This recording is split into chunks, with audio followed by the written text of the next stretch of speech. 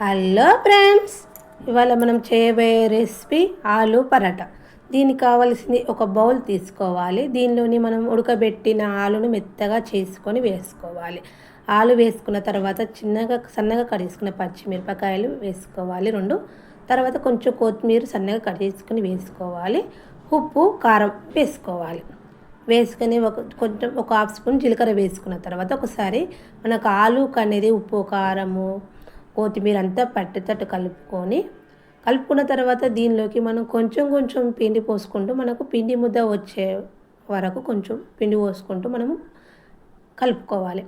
మనకు పిండి ముద్దలాగా వచ్చినాక దీనిలోకి మనం కొంచెం ఆయిల్ అనేది రాసుకొని ఒకసారి బాగా ప్రెస్ చేసి కలుపుకొని మూత పెట్టుకొని ఒక 5 మినిట్స్ మంచిగా బాగా నాననివ్వాలి. 5 మినిట్స్ తర్వాత మనకు పిండి అనేది నానిపోయిన తర్వాత ఒక్కసారి మనం పిండి అనేది తీసుకొని మనకు ఏ సైజు చపాతీ చేస్తామో ఆ సైజు మనము బిల్లలు చేసుకోవాలి. రౌండ్గా ఉల్లేలాగా చేసుకోవాలి. చేసుకున్న తర్వాత ఒక్కొక్క పిండి ముద్దను పొడి పిండిలో అద్దుకుంటూ మనం చపాతీలాగా తాల్చుకోవాలి.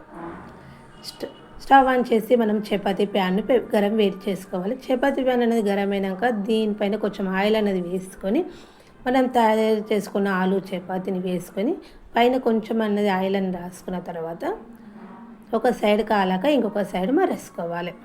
ఇది చాలా ఈజీగా తయారు చేసుకునే రెసిపీ. ఒక 5 to 10 మినిట్స్లో తయారు చేసుకోగలుగుతాము.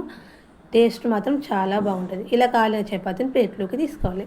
ఇది పెరుగుతో తింటే చాలా బాగుంటుంది. ఎంతో టేస్టీ గల ఆలు చపాతీ రెడీ అయిపోయింది. ఓకేనా?